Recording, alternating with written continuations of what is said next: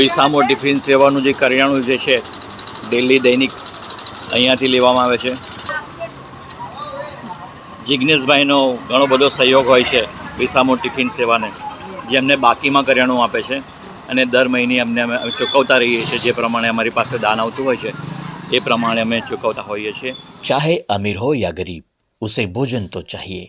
सोचिए वही भोजन के लिए आपको तरस ना पड़े, और वो भी उस उम्र में जब आप खुद से कोई काम नहीं कर सकते, आप शारीरिक लाचार हो तब. विसामो टिफिन सेवा उन्हीं बुजुर्गों के लिए हैं जिन्हें भोजन नहीं मिल पा रहा है. यह सेवा गुजरात के खेड़ा डिस्ट्रिक्ट में वसो तहसील में की जा रही है.